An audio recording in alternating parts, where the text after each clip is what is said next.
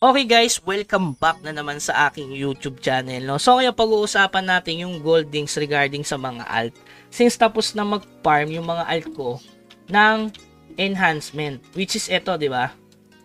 So enhancement, kapag tapos na tong pag nakuha na to ng alt ko, itong mystical, tapos yung dearest wish box, at saka itong spectrumite, tapos na mag-grind yung mga alt ko. So ngayon magpapa-goldings tayo sa mga alt. Kasi syempre kasama na rin diyan etong nakuha natin na 5,000 glittering at saka 5,000 life essence. So, sinumulan ko na guys. So, ano may mga binili ko?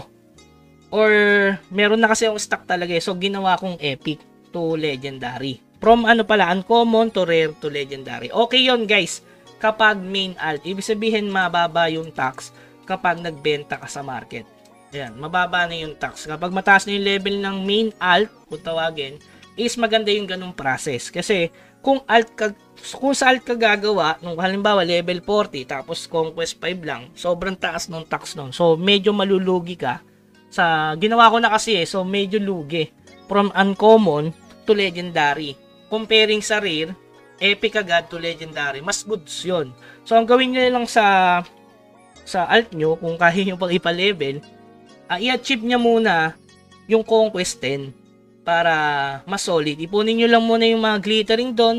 Kung meron kayong rare, i-recta nyo sa epic. So, makakuha naman yung daily login. Diba? So, naipaliwanag ko na yon na daily login, makakakuha yung alt nyo na mga ganito. So, matyaga-tyaga muna kayo dyan. Pero kapag may enhancement, nakatulad nito, pwede kayong bumili. Hindi lang naman reputation, guys. Halimbawa, ito, pakita ko sa inyo. Ayan, bumili ako ng Spectre Boots. Ang presyo niya, ngayon lang guys, ayun, dalawa. Sample lang. Sa sample lang ko pero hindi ko sinasagad. Nag-sample ako ng dalawa. Pwede yung gayahin. 55 gold. Pero nabenta ko siya 110. So, dalawa yan guys. Nabenta na pareho. So, ibig sabihin, dyan pa lang, kumita na agad ako ng 100 gold. Sa isang araw agad. Diba? Nakukunti lang yung ginamit kong enhancement. Hindi naman masyadong nabasagan. Na plus 8 ko nga agad eh. So, doon pa lang 100 gold, 30 pesos na agad yun. Diba? So, ganun kasimple lang. So, pwede kayong mag-search ng codex, hindi lang reputation, guys. Sa reputation, hindi naman laging always plus 5. Meron plus 2, gagawin yung plus 3. Halimbawa, eto nga. Diba, ayan. Halimbawa, plus 5. Magkano plus 5 nito? 90. So, tingnan nyo muna yung plus 3 nito. Kung napakamura. O, yung plus 4, guys, napakamura lang, oh. Ang plus 4 niya, 43. Eh, yung plus 3. O, 19 lang. Doon pa lang, kakita na kayo ng 20 gold. Okay? So, pwedeng plus 3 to plus 4. Wag always plus 4 to plus 5. Siyempre, since may content tayo, maraming gagaya, di ba? So, ngayon, gaya na sabi ko nga sa inyo, pwede rin yung mga item sa Warrior. Lalo sa Warrior, ang mamahal ng codex sa Warrior, kung i-compare sa Arbalist. Wala sa nakikitang mahal na item ng Arbalist eh. Kahit armor eh. Kahit plus 9 yung armor eh. Oh. Napakamura, 98. Eh, yung plus 8. Oh, di ba? Napaka-elite lang ng difference kung i-compare sa Warrior Boots. Ito, pwede ulit ako bumili ng Spectre Boots kasi nabili na yung dalawa eh. O since i-content ko to, so hindi nabibili niyan. Para sa inyo na lang, guys. Okay? Tas regarding naman sa materials at dun sa sa glittering and life assets, ito, ganito yung pagtitingin nyo sa market. Okay? So, tingnan nyo muna kung ano yung presyo niya from rare to epic to legend. Saka kayo mag-process. Hindi yung ang baba niya sa rare, ang baba pa niya sa epic. So ayan, katulad niyang Animas to, no, 0.3. So ang sarap niyan from uncommon to rare, sabay epic. O magkano epic nito? Alam ko 4 gold. Kaya yun naman mas demand, 4.11. Tapos kapag sa legendary, nakita niyo naman 51. O 51 kung comparing ito kasi pareho naman silang glittering eh. So yan, illuminating ang mahal pero tingnan nyo muna sa illuminating kung mahal din sa rare kasi kung from uncommon ka, kung wala kang materials talaga, bibili ka ng uncommon to rare to epic to legendary. Lugi ba yon? Hindi, malaki tutubuhin nyo dun guys. Tapos makakapag-craft ka pa soon ng legend. Okay yan, 0.21 no? Pero ginawa ko kanina, gumawa ako niya illuminating kasi kailangan ko. Kasi nga nag-iipon na nga ako ng materials from ng legendary. Baka maka-legendary necklace tayo eh, di ba? o Legendary Horn, makakuha tayo. Yun yung isang mga solusyon. Tapos yung sa Epic naman guys, na steel, kung i-compare sa steel, tingnan nyo muna kung magkano yung steel. Huwag kayong mag-craft ng steel agad. So, ayan, nakita nyo ba yung Moon Shadow kung magkano?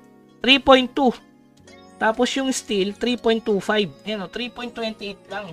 So, mas okay pong mag-craft ng Moon Shadow. Bakit ka mo? Yung rare kasi niyan guys, napakamura.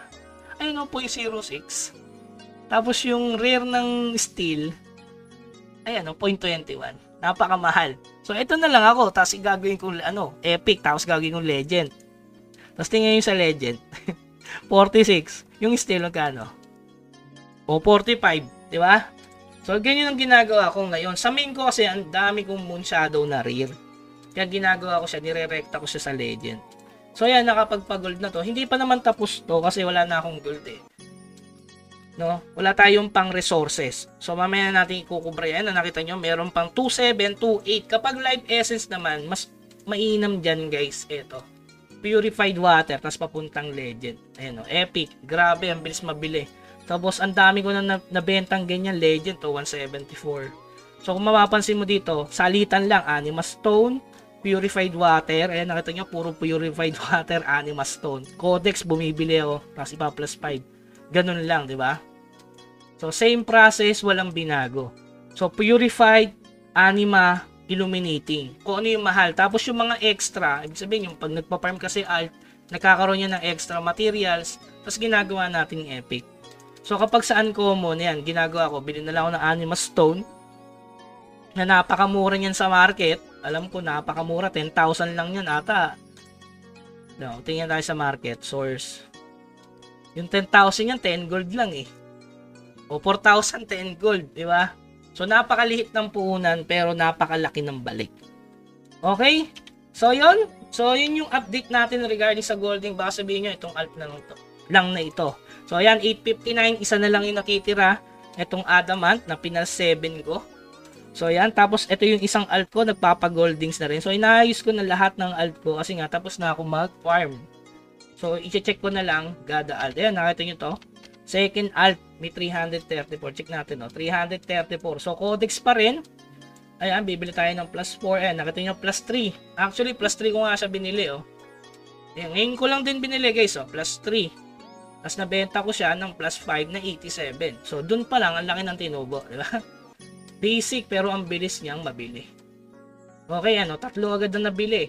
So, wag kayong, yung lahat bibili nyo agad.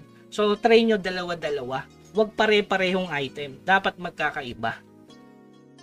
Para hindi kayo makipagsabi. Ayan, katulad niya, no? Bumili ako ng Ruler Armor 107. Ayan, no? Tapos yung sa Arbalist.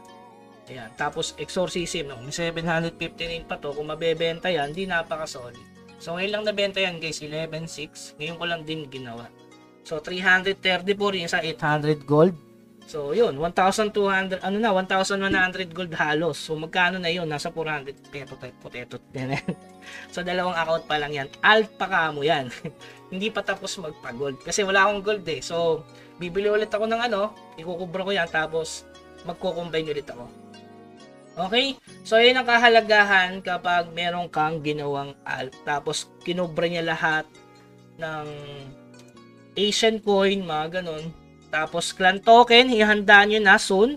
Kasi yung clan token, guys, sa susunod na event, halos kailangan nyo ng 250,000 na clan token. Abangan nyo na yan, guys, kasi ang clan token ang pinakamahirap sa lahat. Lalo na sa alt. Yan, may 204 na ako dito. Tapos, dun sa isang alt natin, is magkaano na yung clan token nito. Ayan, 144. At least kahit 250,000 na clan token. So, paano ba magka-clan token? Mag-donate ka, laging tumalpak dito sa tech, kasi magkakaroon kayo ng clan token dyan. Tapusin yung mission sa support, ayan. Tapusin nyo yung sa supply pala, sa clan gift. Pinuko ko ba dito? Ay, wala pala dyan. Sa report activities pala, guys, clan token. At mag-support kayo para may 1k kayong, ayan, clan token everyday. Tapos sumali kayo sa clan expedition, syempre. Raid, boss raid, at syempre yung hell raid. Okay, so yun lamang guys. Sana nakakuha kayo ng idea paano magpa-gold. Ngayon ko lang ginawa yan guys. Meron pa tayong almost 40 accounts na ayusin. Titingnan ko kung makakapagpa-goldings kasi marami tayong orders. Paldo na naman. So yun lamang guys. Happy grinding hanggang sa muli. Paalam. Habol ko lang guys hindi naman porket ang daming account Mir for is life. So kailangan nyo lang ng time management. Ang nagsasabi kasi ng ganon, ibig sabihin wala siyang diskarte sa oras. Yun lang talaga yun guys. Okay, so yun lamang guys ulit. Hanggang sa muli. Uy, shoutout kay Luke po. Paalam.